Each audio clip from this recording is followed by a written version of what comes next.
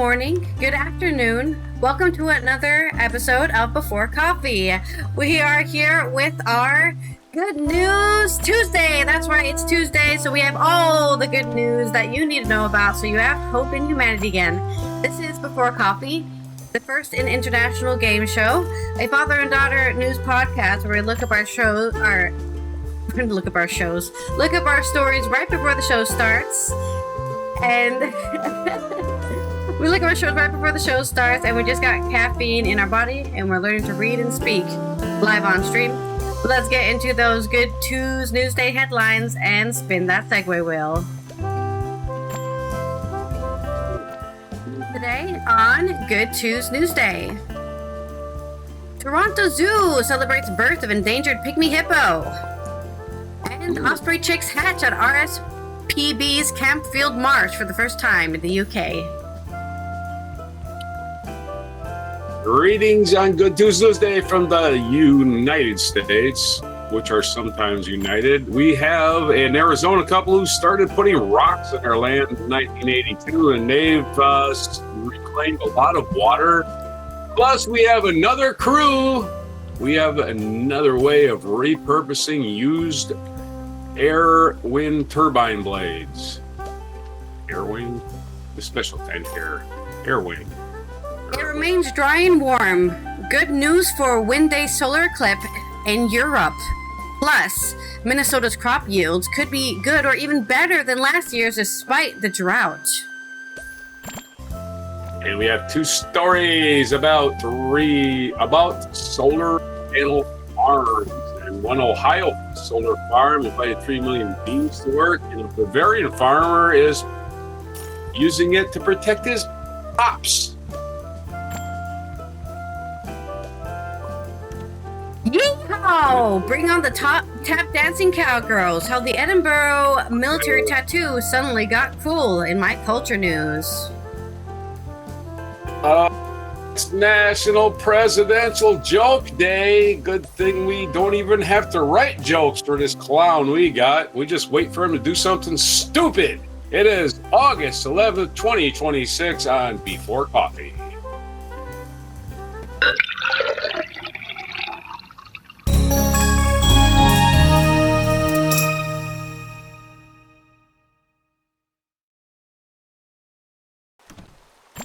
Well, good luck with that, I guess.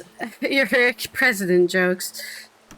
Yeah, I won't be making it. I mean, they got a picture of Lincoln who was famously told a lot of the jokes. So really? Okay. Maybe it's presidents telling jokes. So we'll have to look for previous ones for that. He was self-depreciating. I don't trust anybody that can't take a joke. Yeah. Or doesn't have a dog. Right. There's a real test of people in this world, and one of those tests is if they can laugh at themselves. If they can't laugh at themselves, they're probably a narcissist or they're psychotic. Yes, exactly. That's exactly what we're talking about, Tommy. They're probably capable of all kinds of psychotic behavior if you can't laugh at yourself. Seriously. Yeah. Not that important, dude. I don't know who the hell you think you are. Even if you're president, you ain't that important. You're totally replaceable by anyone. Seriously. You can replace the president. Tommy, from your appointment. Doesn't make any difference. We keep acting like they're unreplaceable people. Our next segue is sarcasm. Right, sarcasm. For my first story, we can, if you're watching the video of this, you can see a cute pygmy hippo. Because that's our first story. Here it is. Freshly born. Oh boy. This is coming from Toronto Zoo on Good News Network. When you see those photos from Toronto Zoo on their newest resident, you'll know why we had to share. A pregnant pygmy hippopotamus gave birth a few weeks ago, tiny feet appearing after 1.5 hours of active labor. The calf began teetering around in an attempt to stand with 15 minutes of birth and was seen confidently navigating the space and nursing with mom. Thank you. Nursing with mom 4 to 5 hours after birth. Both the calf and the 20-year-old mom, named Kindia, are doing well and are resting together behind the scenes, enjoying a term of privacy. Calf survival for the species can be challenging, but this is Dia's third birth. She has proven herself to be an attentive mother, carefully protecting the newborn beneath her. The father is a 31-year-old male pygmy hippo named Harvey, after Dia was introduced to him for 8 days in January, which resulted in this pregnancy. And oh my God! If you, I don't have the picture here, but there's also a picture of the mom next to the baby, and that baby is so small in comparison. I know they're pygmy hippos, right. But yeah. Welcome, pygmy hippo calf is far more than a celebration of life, said Toronto Zoo CEO Dolph. Yeah, I'm sure Dolph was there to help with the delivery. Pygmy hippos are endangered, and their wild populations continue to decline due to habitat loss and human pressures. Pygmy hippos are listed as, this is Good News Tuesday, by the way. Pygmy hippos are listed as endangered on international red list, with 2,000 to 3,000 individuals believed to be left in the wild, native to the forests and swamps of West Africa and surviving in undisturbed habitats. Deep in the Ivory Coast rainforest, conservation researchers are working to better protect these elusive animals in their habitat. Researchers from IBREAM, IBREAM, are using camera traps and detection dogs to study pygmy hippos, which have long remained hidden under the human eye, which is probably for the best that you can't find them. Toronto Zoo Endangered Species Reserve Fund is specifically supporting the Ivory Coast Pygmy Hippo program. Dia and Harvey and their new little one play an important role as ambassadors to their species. Every visit to see them is a chance to learn more about pygmy hippos and conservation efforts that can make a difference. Wait to visit when they are back outside for public viewing. You can celebrate Dia's exciting news by donating to her care through the zoo's dedicated fundraising partner, the Toronto Zoo Wildlife Conservancy. So there is your celebration of life from our pygmy hippo. Wow, I was looking up to see if there's any kind sarcasm. If I can get the AI to sarcastically compose me a pygmy hippo love song, so they can get them in the mood, right? But there actually supposedly is a song already inspired, an upbeat bubblegum song called Muddang Muddang, released. There's a YouTube video for it. Yes, the previously a famous Chinese pygmy hippo. Right. It might be a subject for our video today. So there you go. Congratulations. My sarcasm is born fruit. Almost literally fruit if you consider pygmy hippos fruit, right? Let's say, are there fruit of the loins of the adults? The fruit of the loins, exactly. Have you ever been called fruit of the loin? I've never had that kind of experience, but there. Fruit of the loins, doesn't have underwear? No, that's fruit of the loom. Okay, next story. Another baby has been born, an osprey chick. This is on BBC News. The RSPB, which I actually don't know what that stands for because they like to talk about things like I know what they're talking about, so I'll have to look it up. The Royal Society of Protection of Birds. There we go. Yeah. So, the RSPB is celebrating conservation success after ospreys bred at one of the bird's charity nature reserves in England for the first time.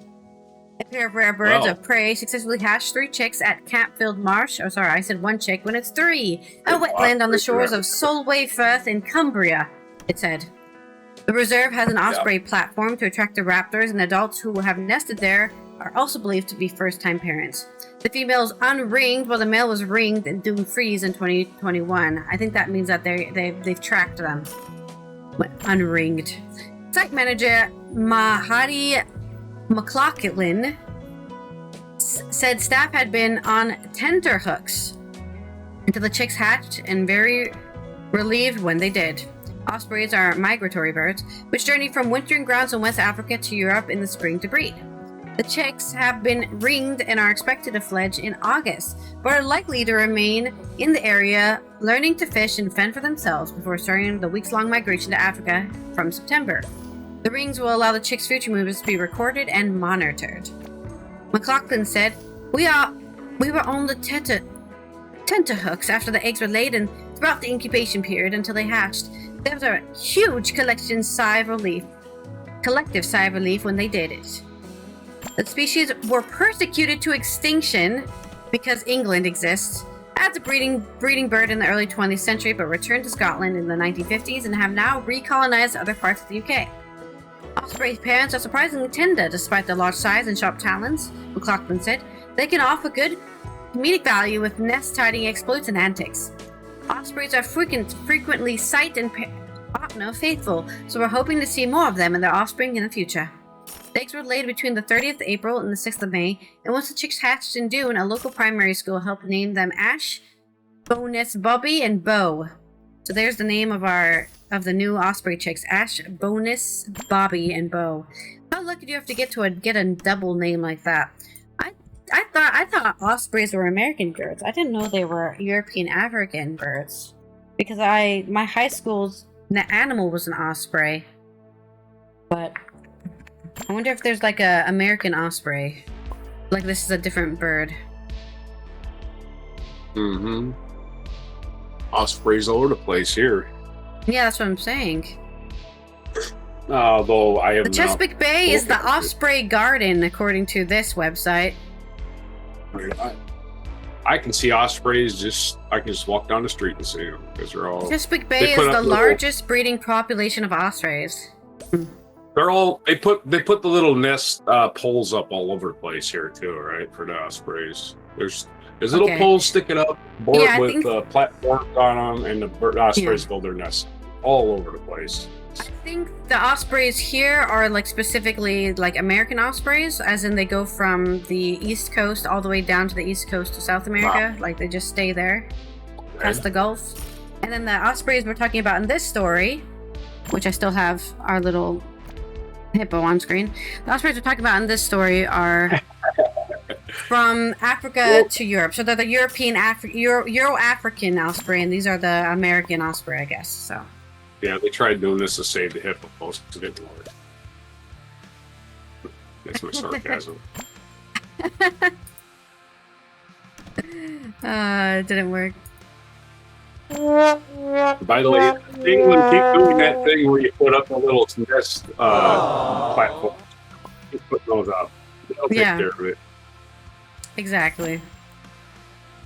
They just need places to nest. That's all birds really need. They just need safe places to nest so their eggs don't get eaten by something. You know what? It's saying here that they got hunted to extinction, or almost to extinction for some reason. So what reason? I mean, why? They're eating my fish. I don't freaking know. English people, we've talked about it a million times, right? I don't even know. We've talked about it a million times how English people just killed all their wildlife because they were bored. You know, that's what they did. So they probably were fox hunting. They're probably shooting ospreys out of the sky. Fox hunting, man. Fox hunting. What the fuck is that? You're not eating fox for dinner. You're just killing it to kill it for sport. Exactly. So they're probably bored. They're out there in the, they go out to the coast and they start shooting ospreys because they're bored. I don't know. Altruism had to be invented, I think. We're just typically selfish assholes. I just think that's what it is. I don't believe that. But anyways, alteration headline is our next segue for your stories. You don't think altruism had to be invented? I think it is. I don't think altruism had to be invented. Alliteration. Well, I think people are just naturally selfish. I'm just saying. I don't think a lot of concepts of our human psychology was invented. It's just always been there. Anyway, let's do good news stories. We'll talk about solar farms, which I saw a story the other day where idiots were all mad. Oh my God, a solar farm's coming to my town. Let me get mad. Well, okay, you'd rather have a nuclear plant or a coal fire plant or something. I don't know. People are weird. Oh no, they're bringing the sun to our town. This is from Autonation.com, a Bavarian. This is from Germany, Bavaria specifically. A Bavarian farmer who is growing hops. If you don't know what hops are, they make beer out of them.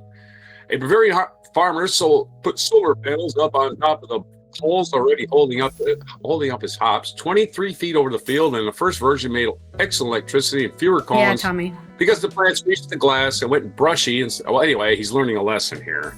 So Yes. we're going to get to the gist of the story. It's a lesson, right? There's a delicate balance. You're getting too much sun for your hops. You're not getting enough sun to your hops. So let's do the story. Hops do not stand up on their own. The plant that bitters your beer is a vine. It's called a vine. It climbs. And hop yard is really a piece of structural engineering. It's about 23 feet of vertical air underneath. Did I tell you? Yeah, I can tell you. There's no author's name in this story. Steel poles, wire, string, and a crop that grows all the way up. That goes all the way up it every spring. 23 feet. Wow, that's a big damn tall crop. That's a tree, man. Josef Wimmer, a fourth generation grower near Osselhausen in Bavaria's Hottertau, looked at his and worked out that the poles were doing one job when they could be doing two, so he put solar panels on top of them. The first version went up in 2023, and Fraunhofer ISE, which runs the research program attached to it, calls the world's first agrivoltaic system in hop growing. The second version went up in 25 because the first one worked beautifully as a power plant and quietly cost him hop cones. Oh, he lost something. The second part of this useful bit for everyone growing hops in the Yakima Valley, it took 2 prototypes and 3 years of sensor to sort out. The first version shaded the crops a little bit too well. The 23 version, roughly 3.2 acres, 1.3 hectares. Modules are mounted in the steel mast at a height of 23 feet, and those masts double as hop poles, which is the whole trick. Installed capacity is 977 kilowatts peak, enough to supply 200 households, and the varieties growing under it are Holler taught their tradition and Hercules. The engineer behind the Bernard is Bernard Groomer, a former Airbus engineer. He designs Agra PV systems, engineer, and Field Energy. That's the name of the company. The prototype one, he set the panels on at a 20-degree tilt, close to flat. Flat panels catch more of the midday sun. Flat panels also throw more shade. Shade was the point. Uranus report that he got this reasoning straight from the grower. He wanted to shade the hops because hops are shade-loving plant, Wimmer said. Mm-hmm. Then the vines reached the roof. Unfortunately, once the plants climbed a full 23 feet, with the panels, they put up bush growth on the shaded top zone and set fewer cones. Of course, cones are the crop you want. Total dropped, so did the amount of extract coming from the crop, which is what growers actually buy. A hop farm that generates good electricity and bad hops is just a solar farm with an expensive hobby attached.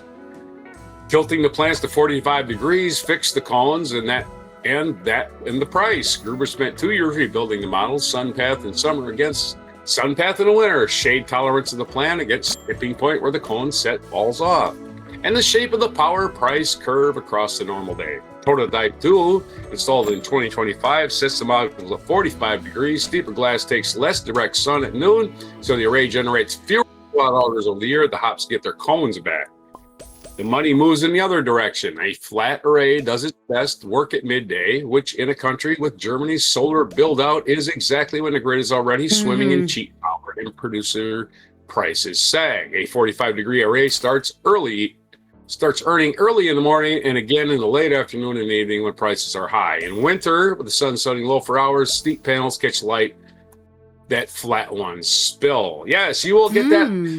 A 45-degree will get that horizon light, whereas you point it directly at the sky, it's going to be a while before you get that full light. So you got to tilt them. You got to tilt them not all in the same direction. You got to tilt them as the sun crosses the sky, I would think. Yeah, fewer kilowatt hours, more money per kilowatt hour. That is a deliberate trade. It's the kind of thing you can only learn by building the wrong version first. This goes on for quite a while, but he did solve the problem of losing his hops to, ran out of room. We're just going to make flowers now. And that's it. I've run into my crops. I have several crops that got too much light. And, yes. They're useful crops. I mean, the worst ones are the romaine lettuce and the cimarron lettuce. They got too much. They got light, and they just what they call bolted. They just bolted. Just became these vines. But they're great. Yeah. You can just pick leaves off them. You just pick leaves off and make a salad. So, A they're nice, never a going to grow nice- up to be. They're never going to be the romaine lettuce you see in a store like this. They're going to be the romaine lettuce. It's a big long vine with little romaine lettuce leaves growing off that you can just pick off for your salad all day long. So that's kind of cool. Anyway, that's my fun little story about solar panels. I got another one. My alliteration is hold on, let me set you up. Or as the headline should read, powerful panels protect plants, providing perfect prosperity.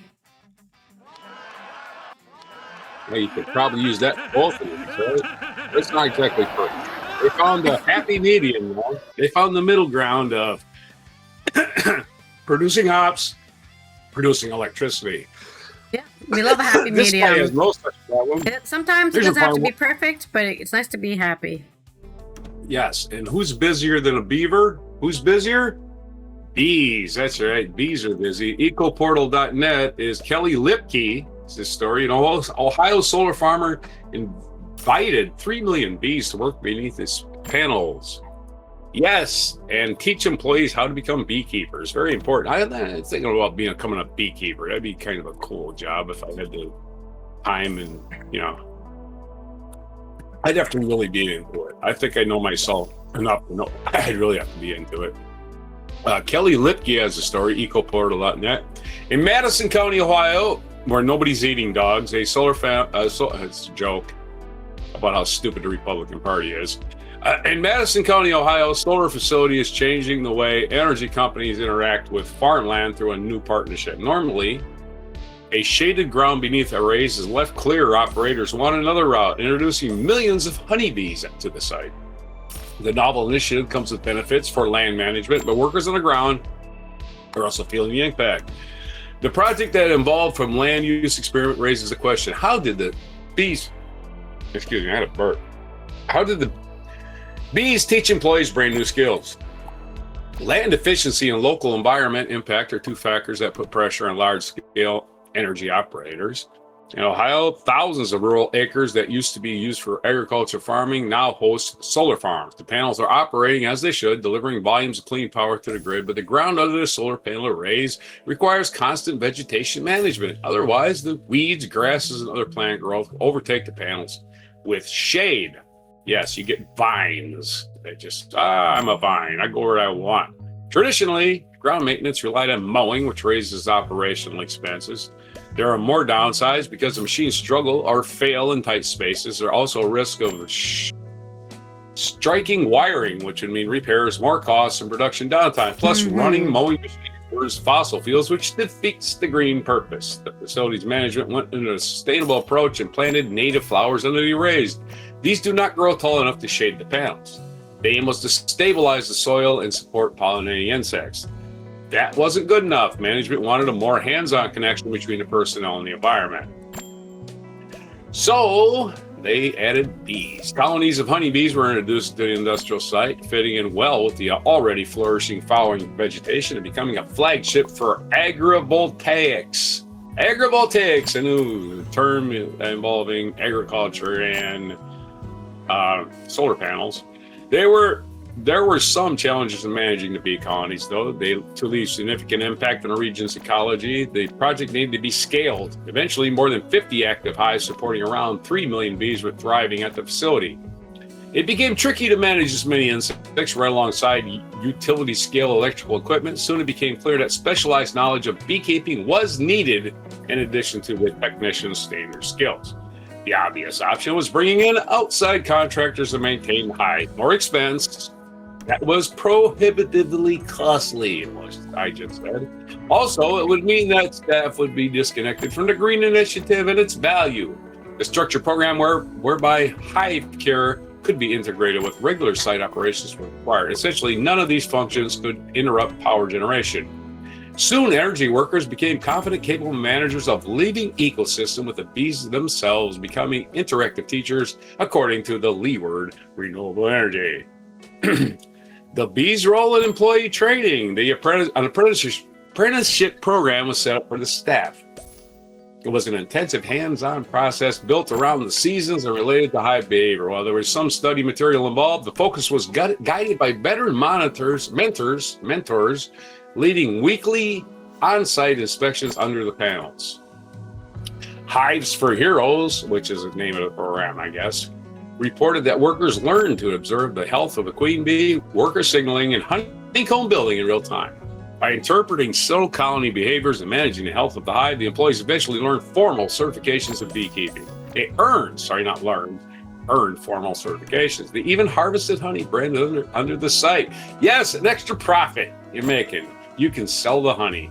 And the immersive learning experience that demonstrates a mutual reinforcement of any production and agriculture stewardship. As solar power expands across the United States, the staff-led apiary experiment could be proven blueprint for sustainability. Yes, sir. Diversify your knowledge base. Don't sit there and go, I don't know how to do anything. Get out there and learn. It ain't that hard. Shit. Come on, man. People pigeonhole themselves. You don't even have to freaking pigeonhole them. They just put themselves in a little bind and go, I can't do that. I'm a farmer. Yeah, shut up. You're just a person, man. You ain't no freaking, predetermined occupation. Let's have us a headline for the farmers turning into beekeepers or key Bees beepers. become betrothed to Disney business. Ha!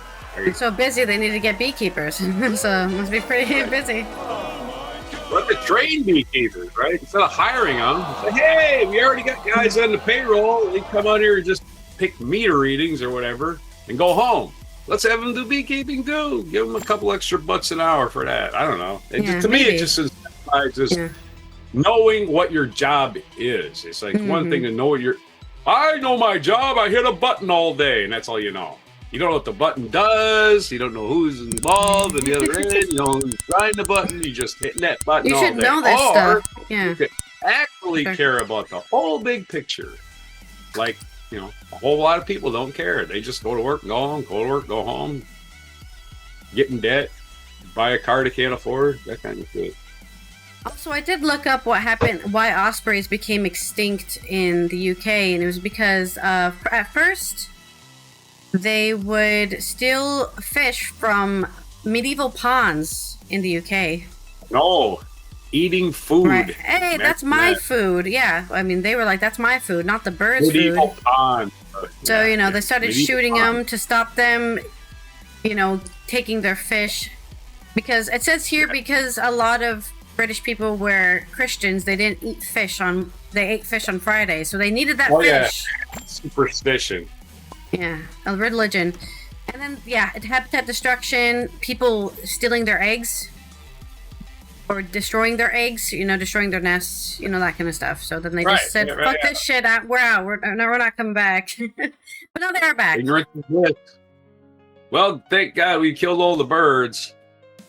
People are morons. That's pretty much the theme of the history of humans. We only think about 5 minutes from now instead of the long term. But this is good news. Good news. Yes. Right. Our next segue is alliteration headline for you. It's the alliteration headline off. My next story is coming. It's very short, so hopefully you can write alliterations quickly. This first story is coming from here, the Netherlands, and probably general Europe, but I can only really speak of the local news. But when it comes to weather, this is Rosemary Tuber on NOS. Over the course of the week, it's getting a lot warmer again, with a high probability of regional heat waves. This would be the 5th this year. Tomorrow, Wednesday, and Tuesday, it is temporarily a little less hot, and the temperatures remain below 30 degrees. Tomorrow, most of the clouds will be over the north, and a little rain could fall from there. Due to an enormous lack of rain in recent times, this will give relief from the drought. In addition, the only question is how much rain evaporates may not even reach the ground. As of Wednesday, which is going to be the 12th of August, it is warming up with especially the 13th and 14th, Thursday and Friday. In a large part of the country, temperatures are going to be over 30 degrees. In the south, it becomes possible for 34 to 36 degrees. There's a little cloud cover, and there's already cloud cover over the country. It was mainly a veil cloud cover, This is good for the prospect of the eclipse, which is why this is good news, okay? This is good news because there will be an eclipse Wednesday evening at around 6 p.m. here in Central European time, in which, with lack of rain, it will be easy for a good viewing. The return of the heat, of course, is accompanied by persistent of lack of rain. In the west of the country, the precipitation deficit has risen from over 400 millimeters. That precipitation deficit is the balance of the rain and the amount of water that evaporates from soil and plants. It doesn't seem to be cooling down until next weekend, and this transition may be accompanied by showers. The disadvantage of these showers is that they can be local and do not cause rain everywhere. Good news if you don't want to go anywhere for holiday. You can just take a holiday here because it'll be warm enough. You don't need to go all the way to Italy to get some hot weather. I guess there's some more good news. But in general, a nice balanced weather update here in the Netherlands anyways, with a great possibility of being able to see the eclipse that will be coming on Wednesday. I was hoping there would actually be something about the eclipse, but there's not something specifically here about it. Just another one of those misleading headlines. Like the headline was about the eclipse, but then they talk about it in one sentence. The sun's still there. Don't worry, it's not going anywhere. I believe it's supposed to be 90% solar eclipse here. Yeah, a total solar eclipse will occur on August 12th, 2026, visible in parts of northern Europe, including Spain, Iceland, Greenland, and a small portion of northeastern Portugal, closely with the sunset for many viewers. The eclipse will produce dramatic atmospheric effects such as enhanced sunset colors, a 360-degree twilight horizon, and potentially visible meteors and planets, with totality lasting between 1 minute and 44 seconds to 2 minutes and 18 seconds. The Santa Barbara Museum of Natural History will host a live stream watch party from a telescope in Spain's path of totality, featuring educational activities and special interpretation during the eclipse. Scientists from the European Space Agency, NASA, and other teams will study the eclipse using solar space telescopes, high-altitude balloons, and aircraft to gather data on the sun's corona and atmospheric effects. So, of course, hotel prices have soared for that particular day, just so people in Spain, I guess, can get the total eclipse. I think here that's why it's only 90%, because we're in a different horizon than Spain. So Spain is having like the actual total eclipse, and the rest of Europe is having, depending on where you live, a different level of eclipse. But that seems to be all the news. I think all the news about the eclipse, anyways. All the bullet points about the eclipse. So around, for the Netherlands, is around like 6 p.m. for like 2 minutes. Okay. Or are you ready for headline? Yes, I'm ready. Or as the headline should read, as you say. Yeah. Dry Dutch dew drenching deluge. Yeah, I mean, it hasn't been as droughty as it has been in the UK, so it is good news that the water is still coming, hasn't left us yet. Yay! Oh, yeah, let me give you a fake clap instead of a real clap.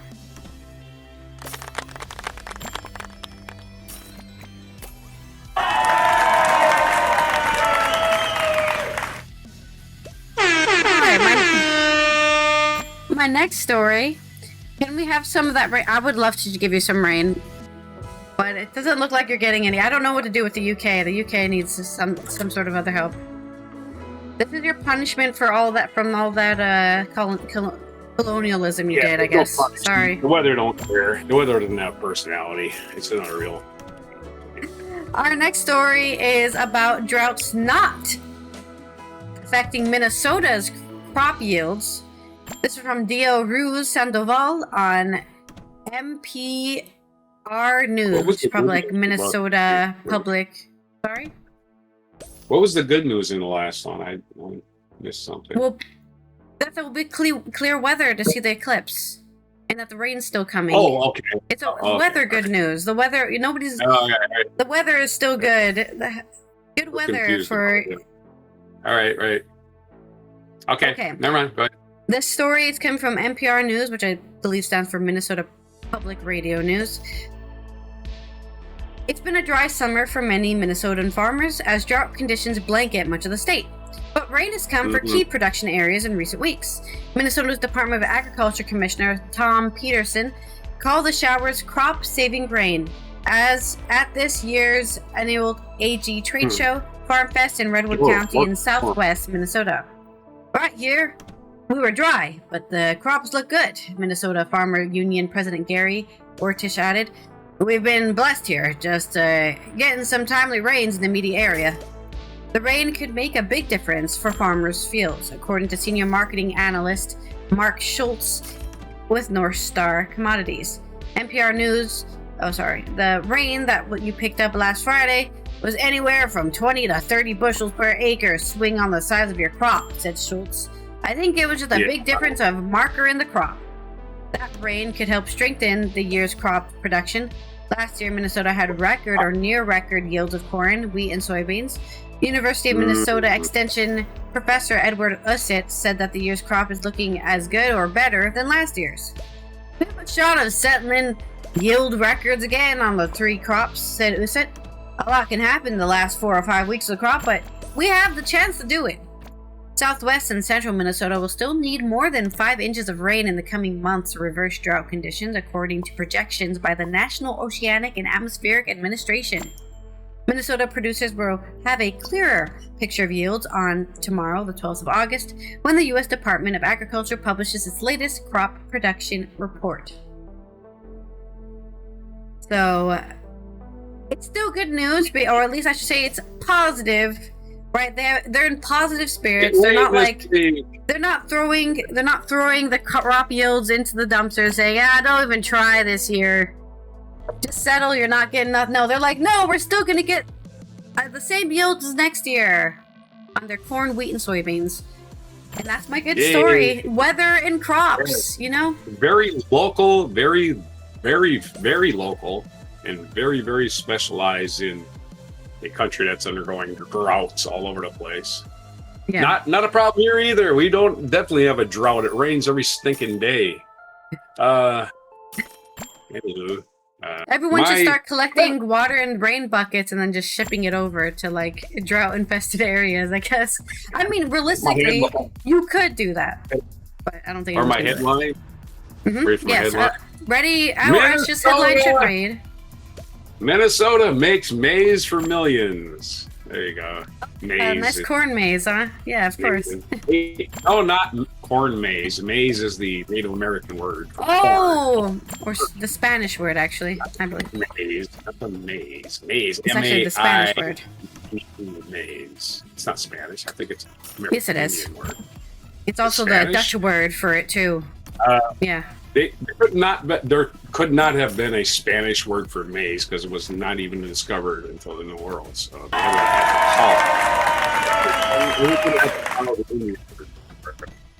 So I'm going to say it's not a Spanish word; it's an American Indian word.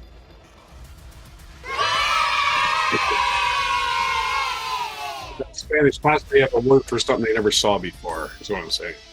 All right. So next story.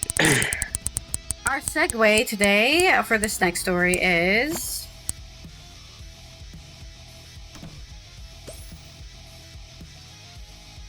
a non sequitur, I believe. All right. It's if it's going to tell me. One day the chat will tell me. Oh no, it reminds me of a song. We haven't got reminds me of a song in a long time. Let's go. Remind me of something. Something interesting for a change. Ecoportal.net has the story. We did a thing about the turbine blades being repurposed a couple of weeks ago. We got another way of repurposing them, and we know what is fiber made of. What is fiber optics made of? Does anybody know the base material of fiber optics? Sand. Anyone? Exactly. Sand.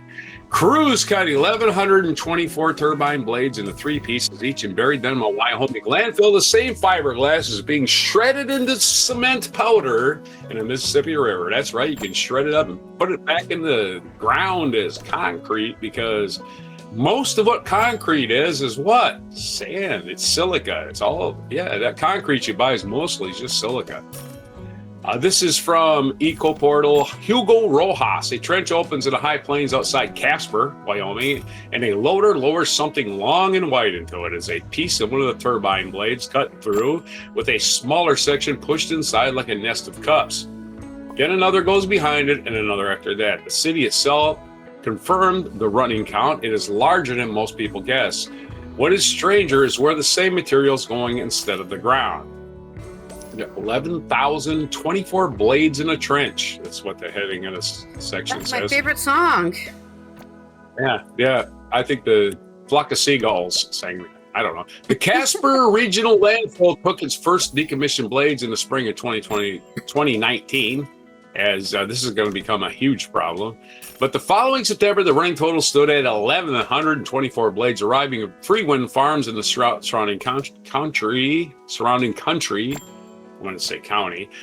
Each one came at roughly 130 feet, was cut into 340-foot lengths before it could be moved or stacked. The similar sections were then nested inside the larger ones. The smaller sections were then nested inside the larger ones, which is the only way to stop a single blade swallowing an unreasonable share of the trench. Even nested, one blade fills about 44 cubic yards, or roughly 3 cement mixer trucks worth of space. None of this was hidden or unusual. The figures came with the city's own public service director and solid waste division manager. They were expecting this. The obvious question is why a landfill had to cut them at all, and the answer is the design brief. The blade is fiberglass bonded with epoxy, engineered to flex through decades of storm loading without cracking. That is precisely the property that defeats a landfill, because everything on a tip works by crushing, compacting, or shredding what arrives. Steel gets melted down and copper gets stripped out, but a cured composite cannot be unmade by heat in any economic way at all.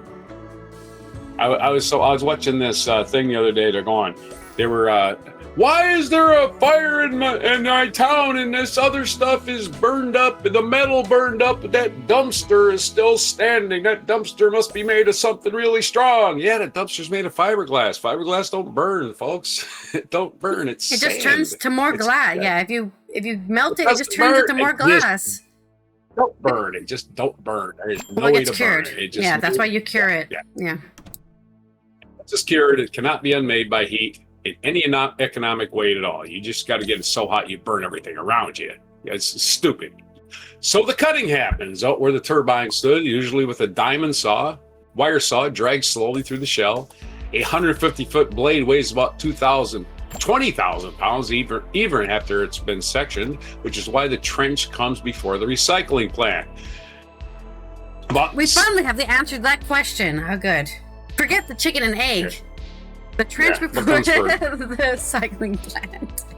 It's going to be a future metaphor for everybody. About 90 miles of St. Louis, there was an old Mississippi River town called Louisiana, and the blades arrive there daily. They come in nearly every state, get shredded down to fragments, and go into cement. The plant has run close to 2,000 blades since the late summer of 2020. It takes in roughly 250 more every month.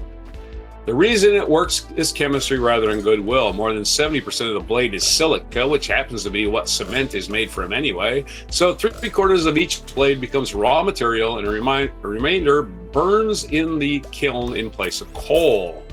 Nothing about that is glamorous. It's the only route currently running at anything close to the volume required. Then there's the version of this that sounds invented and turns out not to be. And Greenway in County Cork, I guess, has to be in Ireland, because nobody ever calls anything County Cork unless it's Ireland. And on a greenway in County Cork, laid along an old railway bed, 2 decommissioned blades were installed on a pedestrian bridge. The bridge project recorded. The span is a modest, around 16 feet, and the blades came off of small, older machines rather than giants going up today. It was the second in the world, the first having gone on the site of Poland a few months earlier. The logic is sound. A blade is already a long, hollow beam built to carry bending loads. It's almost what a footbridge has to do. As the plant reporting a wider problem sets out, the same solar life logic turns into an offshore array or a fenced solar site where the structure outlives the jobs built for it. Nice. You can also turn these into offshore reefs. You can also, footbridges. Let's make them into nature bridges. We always need more nature bridges. All of the above is close to a rounding area against what is scheduled to come down in the next few decades. Researchers put the worldwide total at roughly 43 million tons of blade material discarded by the middle of the century. Against that, a few thousand blades in a trench and a few thousand more in the kiln is a start rather than a solution. The encouraging part is that the newest blades are being designed for the end of their working life rather than only for the wind. That good stuff. There's your fun little story about... Well, it reminds you of a song about, hey, let's do this. Let's have solar panels that freaking do stuff for us. That is not the song it reminds me of. It reminds me of this song. Exit light, enter night, take my hand. We're off to Never Land, because it's Enter Sandman by Metallica. The Sandman is here, and you can't melt him, because he's made out of sand. Or he turns into glass. You can turn sand into glass, you can turn it back into sand from glass. Exactly. Totally convertible. Enter Sandman. Yeah, cool how it works, and you can't really burn it and turn it into carbon because there's no carbon in it. It's just silica. It's only like one molecule away from carbon, though.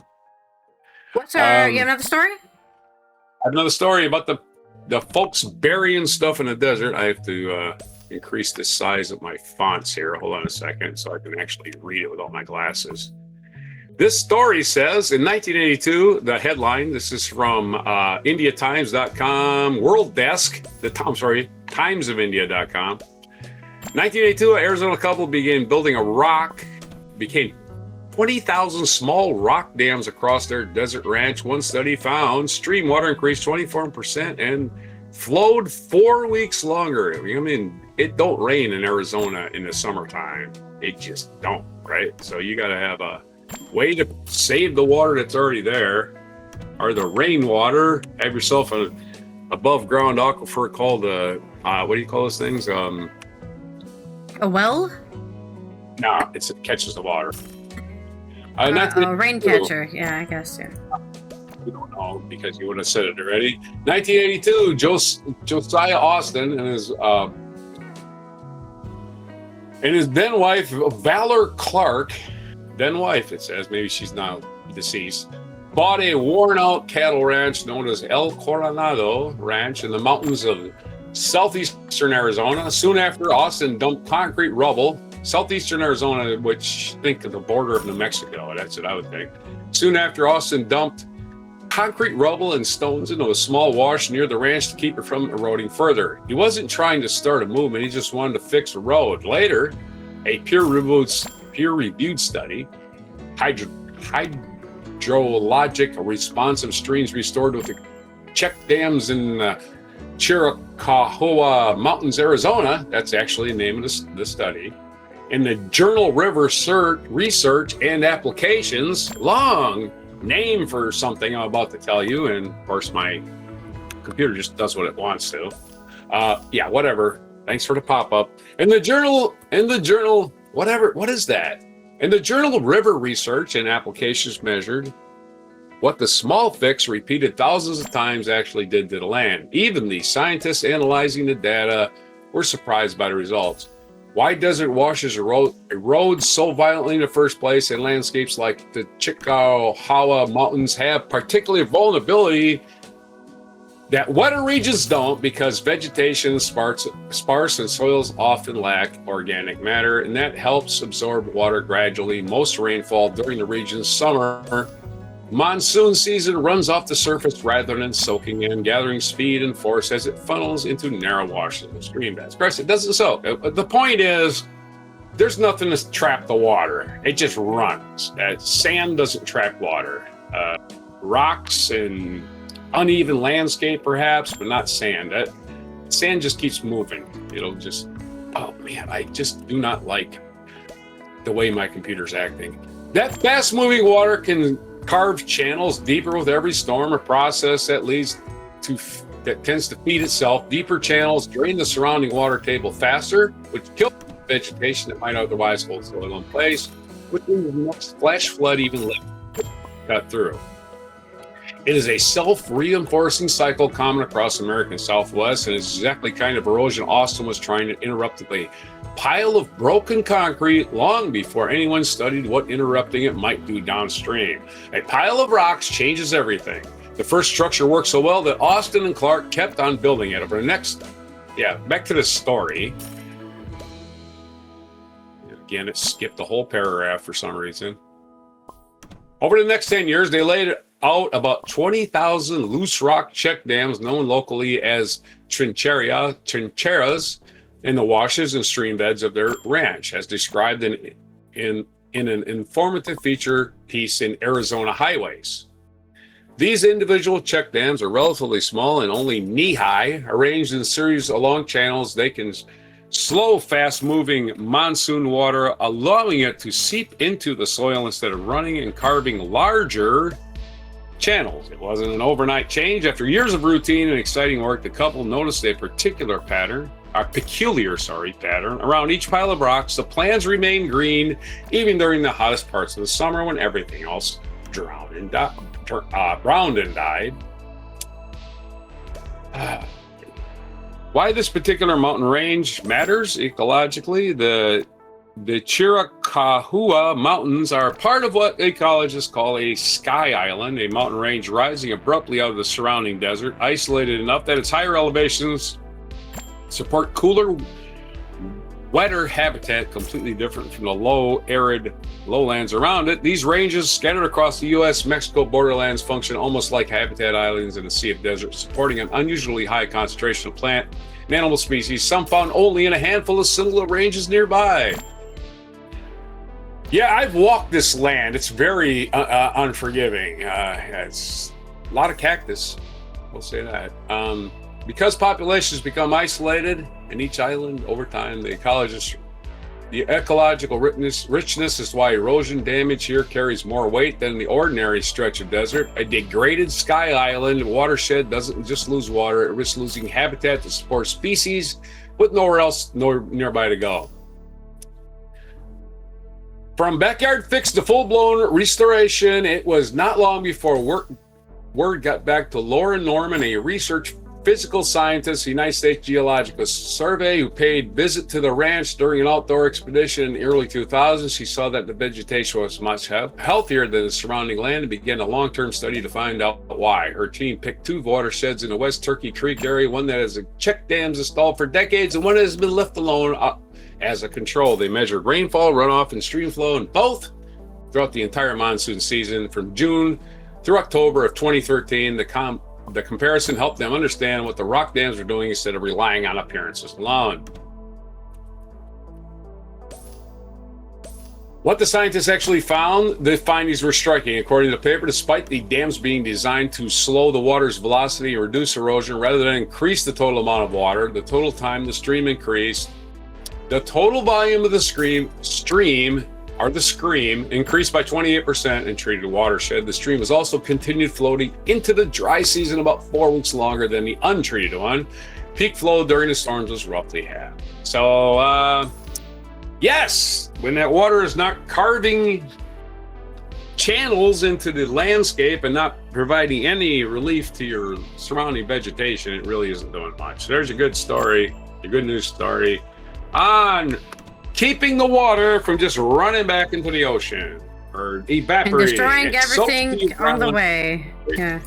And this is the same thing, by the way, that buffaloes do to your land. They create tiny little wallows when they roll around, traps water, creates tiny little ecosystems of insects and little creatures and those little cute little reptiles that can survive in very little water.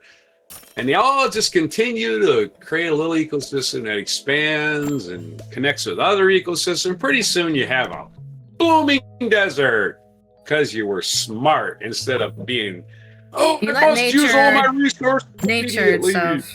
Yeah. Yeah, there's not a lot in the desert to keep you dry or keep you wet. So you gotta preserve what you can. Let's remind you of a song. Yes. The song it reminds me of was All Star by Smash Mouth. The water's getting warmer, so you might as well swim. Hey now, you're an all-star. The world's on fire. How about yours? That's the way I like it. I never get bored. Hey now, you're an all-star. Get your game on. Go. There we go. We know how it goes. We know how it goes. And don't forget your other big song, Walking in the Sun, right? Oh, Might as well be walking on the surface of the sun. Arizona. Might as well be walking on the sun. Yeah, that's a good one too. Yeah. If you don't have any water, you might as well be walking on the sun. That's a good point. All right, our next segue for my culture news, which I'm going to cut this story up into pieces because it's already 8 to 10 minutes long. Yikes. Yeah, don't do that. But it sounds really interesting, so I want to talk about it. Bad pun. Give me a bad pun about Scottish cowgirls.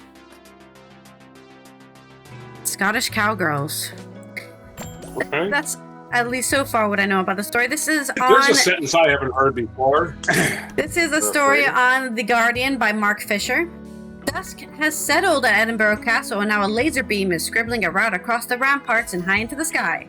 The voice of actor Richard Rankin is talking solemnly about lonely soldiers answering a call, while a ferocious light rises in the gatehouse. Out of it emerge scores of drummers and pipers. Their sound both melodic and awe-inspiring. They crisscross the esplanade to stirring lament of the sky boat song. This is the Royal Edinburgh Military Tattoo. Not something you get on your body, it's just called a tattoo, an event often overlooked amid the festival Caffeine. And yet, its popularity eclipsed any other event in the city. Last year, it played to 230,000 and raised £1.5 million for charity. Like an outsized variety show, it is a formidable spectacle. Fireworks, projections, flags dragged over the audience, and a soundtrack that ranges from Carmen to Star Wars. Staff Sergeant Ross Yorkstone, drum major with the New Zealand Army Band, is equally pleased to be there. Performing for the 6th year, he can think of no equivalent. The closest would be Basil Tattoo, but it's nowhere near as big as this, he says. We always come here with a top A game. It's basically like a marching band, but for Europe. On a hot summer afternoon, Alan Lane, the creative director, in West Prince Street Gardens, talks about the event's phenomenal appeal. The meeting place is deliberate. Next to them is a statue of a kilted soldier with a rifle across his knee. He is the figure voiced by Rankin in A Call to Gather, the name of this year's tattoo show, and is looking pointedly towards the Scottish National War Memorial high above the castle grounds.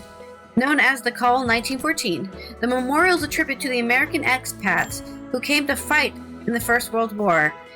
In Lane's inspiration, why would you say American expats for that? Just say American soldiers. Why would you say expat? They're not there on holiday or to live there for 6 months. They were veterans, the soldiers. Yeah, American soldiers. I don't know why they use the word expats. Who helped fight in the First World War in Scotland. In Lane's inspiration, it's a celebration of those who will lend a hand. He says, "If you're my friend, I'm going to come when you call." But which Alan Lane are you talking to? There seem to be two. One's a kind man you would expect to be commanding a military display, a reservist who trained at Sandhurst as an officer in the Royal Engineers and who, as a wide-eyed 18-year-old, set his heart on directing that tattoo. He is 1.9 meters tall, or 6 feet 3 inches, and holds himself with a soldier's bearing. The other Alan Lane is a more surprising, a lifelong member of the Labour Party. He is the founding artistic director of Slung Low, the Leeds-based theatre company with a speciality in large-scale community events. He was behind Flood, a 4-part epic with the cast of 58 for Hull, UK City of Culture, and Camelot, the Shining City, a dystopian fantasy in which the audience was evacuated from Sheffield Crucible as part of the show. Okay, so he's very involved in interactive theater, so to say. Still, the organization took some adjusting. After his appointment in April 2024, he was kitted out with tweed, tartan, and ties. He's not joking when he says that the tattoo has a crisis meeting when attendance for the 8,800 capacity show dropped below 96%. So only 4% of people showed up of that 8,800 people. That's really bad. I figure that any arts company could only dream of. But actually what I found, fundamentally, we're not that different, he says. And anyways, for Lane, differences are there to be bridged. Whether it gets us to the year's tattoo is a sharing culture in order to understand each other, he says. This year, we've got Americans and the Qataris in a show. The Qataris from Qatar in a show. That's not by accident. The juxtaposition is plain to see. The Qatar Police Academy band and drill team, with its sky blue tunics and stringent song and Islamic projections, come on straight after a section called Bright Brave World, in which the U.S. culture is represented by the Jackson 5, country music and tap dancing cowgirls. There we go. There's our tap dancing cowgirls. That's why they're in Scotland, because they're the U.S. Band. Slogans of the nation's founding principles are splashed across the castle walls. All men are created equal in a new nation conceived in liberty, pursuit of happiness. Launched in 1950, the tattoo established elements that remain to this day. There will always be marching bands and traditional songs, and there could not do without a lone piper, the solitary player on the ramparts who said it casts a spine-tingling hush across the audience. Yeah, you gotta be quiet to hear the piper. What then is worth saying in 2026? People paying attention to each other's needs, says Lane without hesitation. The job involves me sitting with lots of military now I'm stuck in a southern accent. British. This job involves me sitting with a lot of military leaders telling me their plans for the next 3 or 4 years. All of them involve war. Not preparing for war, actual war. Looking 5 years out, every one of them says at this point we're at war. This is a good time to be doing the show where we can find common ground because they keep telling me war is coming. It's not from Russia, it's self-inflicted. But what of those who see the tattoo as a celebration of military might? Sensitivities feel especially acute this year when the tattoo, like the Edinburgh International Festival, is marking its 250th anniversary of Declaration of Independence at the same time as the US is firing missiles at Iran. Is this really the best moment to bring the US Army field band performing the best of Americana? The tattoo the tattoo doesn't celebrate the military, says Lane, unruffled by suggestion. It sits in the meetings with people who wish it would do that. But it's not our job.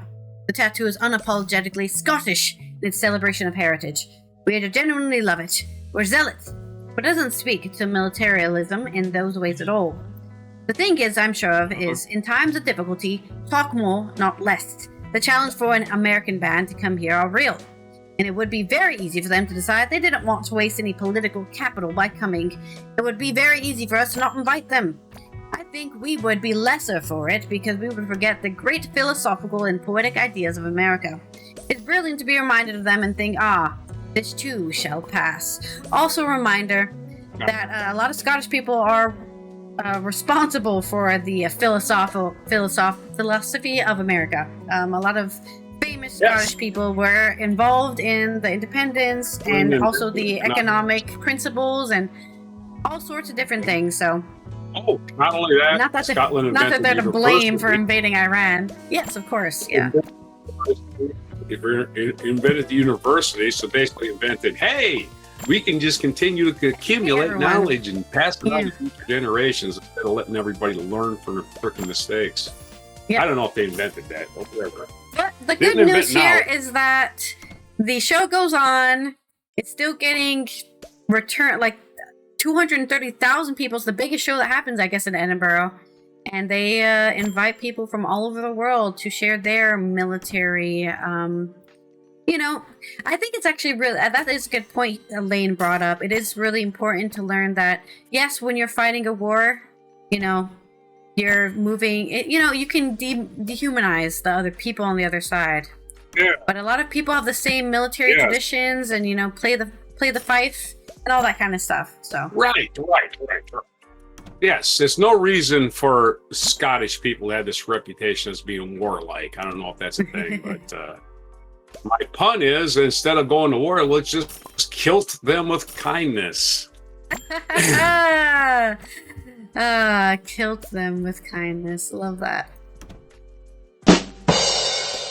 Thank you, Internet. Thank you. That was your one story. I did send you a video. We did the Bavarian. Alright.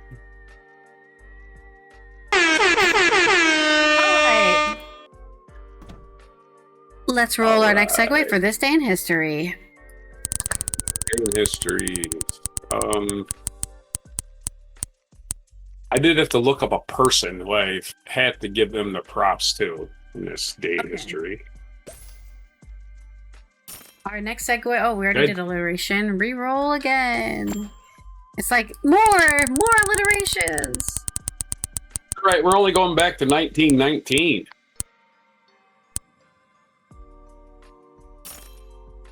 What did it land on this time? Tell a joke. I'm going to tell you a joke. A yoke. Okay, jokes about this day in history and National Day calendar, I guess.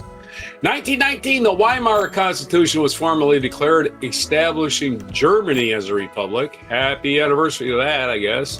1921, Alex Haley was born in Ithaca, New York. He wrote the book Roots, and he wrote the autobiography of Malcolm X. Ooh. And 1965, he didn't write the autobiography, he transcribed the autobiography. It wasn't his autobiography, right? Roots, the Saga of American Family in 1976. So he did the Malcolm X autobiography. I guess they would call it ghostwriting. Although he might have put his name on it, right? Because a lot of biographers put their names on autobiographies because, hey, I wrote this. The other guy just told me stuff and I recorded it. 1924, the first newsreel of U.S. presidential candidates, which included footage of Calvin Coolidge, John W. Davis, and Robert La Follette, was filmed. Robert La Follette was the progressive from Wisconsin. Lafayette, isn't it? La Follette. Nope. Okay, so Robert La Follette, I've known his name my entire life because I grew up in Wisconsin. 1929, in a game against Cleveland Indians, Babe Ruth of New York Yankees hit his 500th career home run, becoming the first player to do that, which home runs were not a big thing until Babe Ruth. There's a fly just camped out on top of my camera, just hanging out, watching me. 1942, American Hedy Lamarr and composer George Antheil received a patent for an electronic device that minimized the jamming of radio signals and later became a component of satellite and cellular phone technology. If you don't know what that means, it means that they stopped. If you're on a radio frequency until 1940s, if you're on a radio frequency, you were on that frequency, say 500 megahertz. Okay, you're on 500 megahertz. Everybody can jam you. They just get a 500 megahertz transmitter and just override your signal and nobody can hear it. How do you bypass that? You don't stay in the same signal for very long. So you end up having three things for every radio. You have, and you can change these every day, by the way. You have a frequency you start frequency. You have a hop set, which tells you how often you change frequencies. Mm-hmm. And you have a freak set, which tells you at what rate you will hop frequencies. In other words, you start at 500 megahertz, you will jump 5 megahertz at a time every 30 milliseconds. Those are your three parameters. And it's actually pretty simple. And then you just hear radio, and while you're talking, you're spanning different frequencies every few seconds. And the other end of your transmission has to be set the same exact way, or they will miss everything. So that's what frequency hopping is. And we're going to talk about, for just a second, George Antheil, because I never heard of him. That was her partner, Hedy Lamarr. George Antheil was born July 8, 1900 in Trenton, New Jersey. Died in February 12th. He only got to be 59. New York City. He was an American composer known for his ultraharmonic, so he's a composer. He wrote things like Parisian avant-garde music. In case you were wondering why he was important, he was a composer, which means he did things like use a player piano. If you know what a player piano is, a player piano was, you got this big long scroll and it's all rolled up and it's got little holes in it where the notes play, right? And you just turn on the player piano, and when the holes go through, it hits a key on your piano. The same concept was used for frequency hopping. The original scroll would skip frequencies at the certain rate on that little scroll. So it was a mechanical device that would skip the frequencies depending on what roll you put in the device. That's how it operated. Anywho, so I was just giving you the background of what the original free copy looked like. It wasn't just a little radio. It was a big stinking mechanical device with paper rolls. That's what... And it wasn't used in the Navy until the 1950s, by the way. And they tried to steal credit and say they invented it themselves, even though the patent already existed in 1942. Long sidebar about Hedy Lamarr and the history of free copying. Let's get on with the war. The world kept going. So in 1964, the Beatles' first feature film, Hard Day's Night, was released in New York City. It's considered a classic. So happy anniversary of that. 1 year later, an unrelated thing, race riots erupted in Watts district of Los Angeles, resulting in deaths of 34 people. Yeah, that happened. Because you know what? The United States treats everybody poorly for history. That's basically it. Not just minorities and Indians, just basically everybody. You know, unless you're rich, the United States has always treated you like crap. 1973, at back to school party in Bronx, hip hop was invented. That's right. In 1973, on this day in Bronx, New York, DJ Kool Herc, or Clive Campbell as he was born, introduced the technique of playing the same album on two turntables and extending the drum section, which became known as a backbeat, a breakbeat. Sorry, a breakbeat, not a backbeat. That's a rock and roll thing. The night is widely recognized as the birth of hip hop. So congratulations to hip hop, and of course, lifting other people's hard work and claiming it as your own, which is, I'm just saying. I mean, I learned an instrument. Now this guy just making money off my work. 1994, the Olympic Games in Los Angeles, Carl Lewis became the third track and field athlete to win 4 gold medals in the Olympics, joining fellow Americans Jesse Owens and Alvin Parels. Did that in 1900, so that was a big damn long time ago. Probably the original Olympics, Modern Olympics. 1994, the Major League Baseball Players Association began a strike following the games of August 11 and canceled the rest of the season. And as a result, I quit watching baseball for about, 20 years. I just thought, fuck it. They don't care about the World Series. Don't care about the World Series either. On a sad day, this is a good Tuesday News Day, but on this day in 2014, American comedian actor Robin Williams, who is known for he committed suicide. He died by suicide. He was very troubled. You can see that from the start. I think he had bipolar disorder specifically. Definitely screaming for help most of his life. Again, people who are comedians have a very dark side. A lot of times they are very bipolar. 1934, America's escape-proof prison opens as Alcatraz. Opening this day. Welcome this first civilian prisoner, a group of 14 from the federal penitentiary in McNeil Island, Washington. The move was part of a government's effort to combat the upswing in crime that had come with prohibition. Yeah, we made things illegal so we can lock people up. And Alcatraz was well fortified. A who's who of American criminals would soon reside there. Al Capone, Machine Gun Kelly, until its closure in 1963. Why did it only last 29 years? I'll tell you why. Do you know why? No. Contractors use salt water to mix the mortar. That's right. When they mix the concrete, they use salt water. Don't use salt water in your bed. Use salt water to mix your concrete. It just adds salt. And salt corrodes.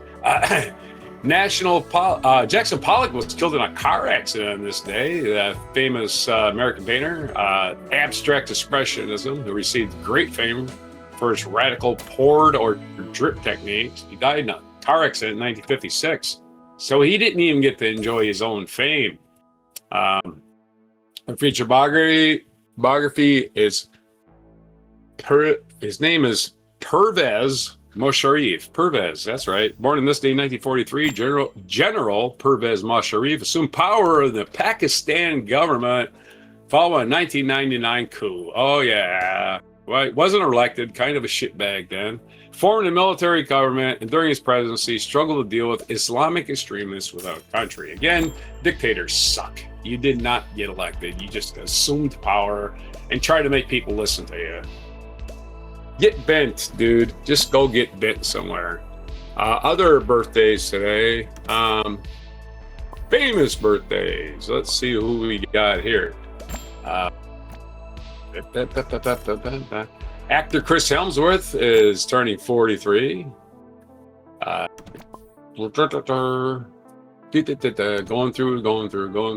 through. Musician Al Shaheed Muhammad from A Tribe Called Quest is turning 56, as we're talking about rapper and hip hop. Joe Rogan's turning 59, that total fraud. Actor Viola Davis turning 61. Political commentator David Brooks. Hasn't got an Oscar, I think. I don't know. Who did? Viola Davis. I don't know if she's got an Oscar yet. I'm sure she won a few. David Brooks, the political commentator, was wrong about most things, but he's right about Trump. Born in 1961. It's hard to be wrong about him. Musician Joe Jackson. Is she really going out with him? That guy is turning 72, and that's right, Joe. She's still going out with him. Hulk Hogan's birthday, that big pile of shit, was born in 1950. Passed away recently, so.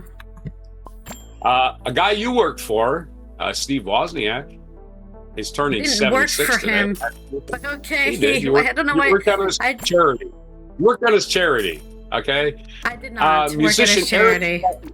It was the Woz Cup, man. He worked on the Woz Cup charity Sedgway competition. That was his charity, man. You certainly didn't get paid for it.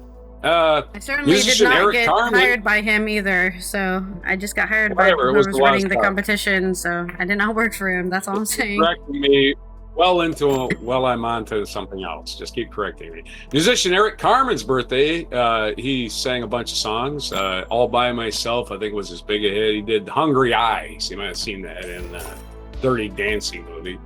Hungry Eyes. That was probably his last hit. I don't know. Writer Marilyn Bon Savant is turning 80 today.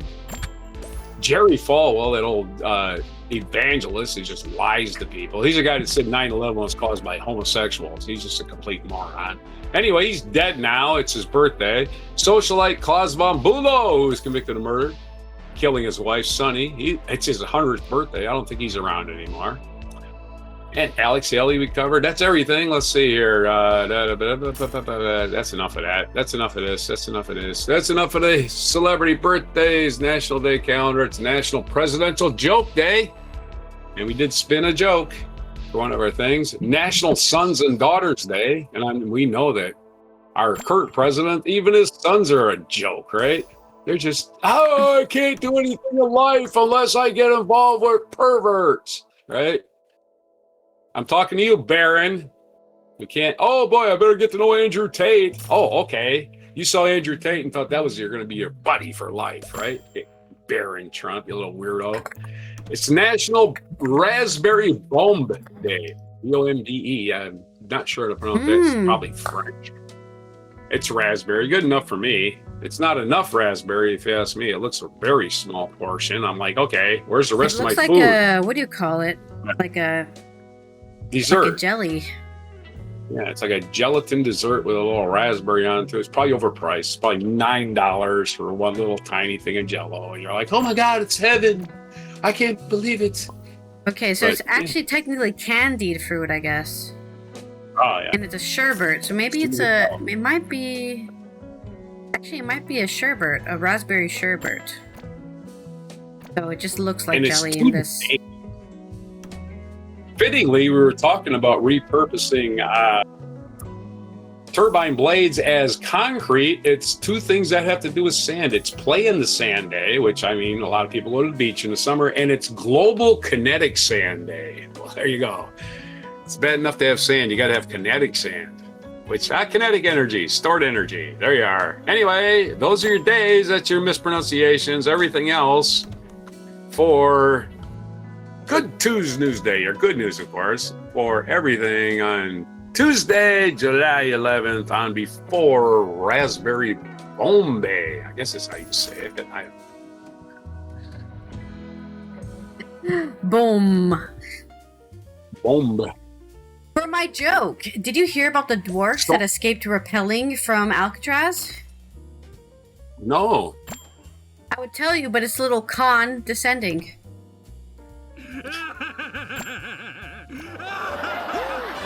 A little con.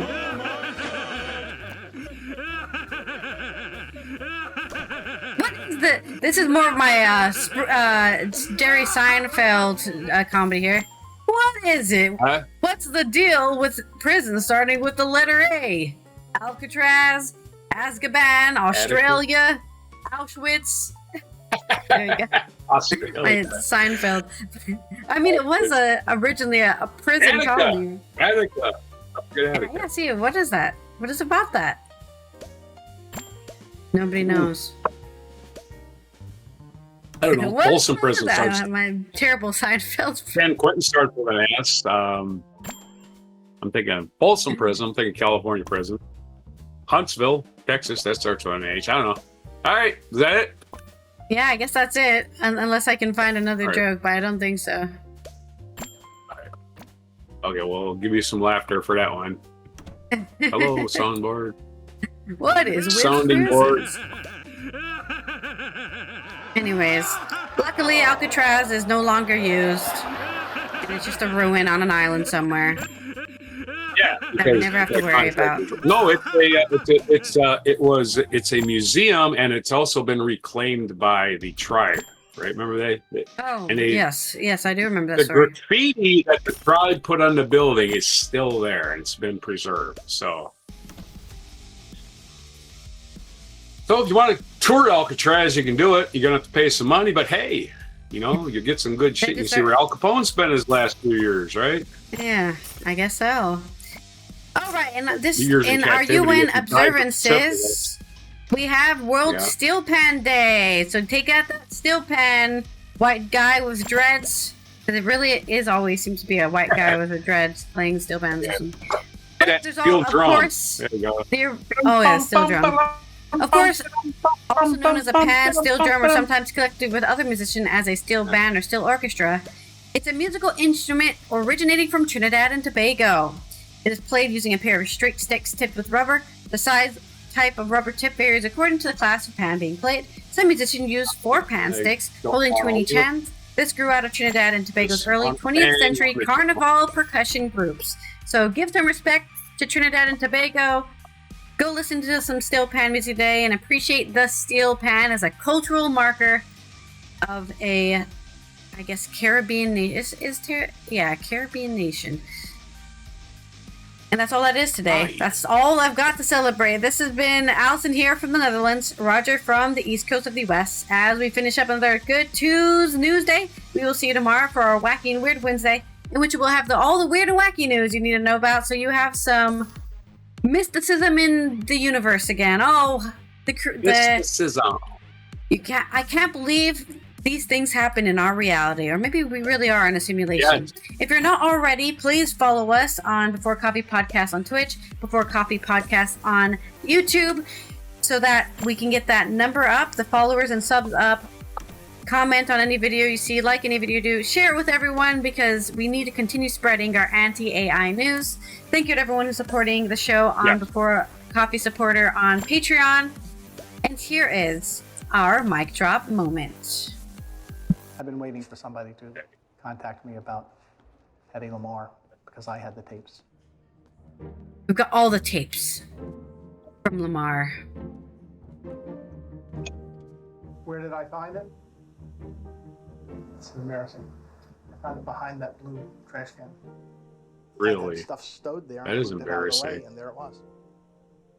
Wow. Some really old tapes. Look at them. They're still in pristine condition. Really. Yeah, that's a tape of a tape, I would think. Maybe. I don't know. Oh, hello. Thank you so much for the rose. Oh, you're very welcome. I love them. I'm very pleased. I was a staff writer. Sounds really good, so. And my father was an astrophysicist at MIT. And he told me this one day, and he said, I've just talked with this friend of mine here, and he told me this amazing story about Hedy Lamarr. And of course, I pursued it. I want to sell my life story to Ted Turner because it's unbelievable. The opposite of what people think. the brains Oh, it's of 1990. more Okay, so it interesting was. to First, look Ted at. Turner is. We talked about him The people have the like maybe idea last that year. We had a whole, we had a whole I thing never about knew him. it looked good to begin Just a with. couple months ago, he passed away. My mother wanted a boy named George. So unfortunately, I didn't become that. And Isn't it sad how many times that happens to people? You know, I was a girl and my parents were disappointed, and I had to fight just to live because who knows? so sad. But whatever it is, inventions are easy for me to do. But there you go, Bombshell. Hedy Lamarr. If you want to watch a great documentary, watch Bombshell.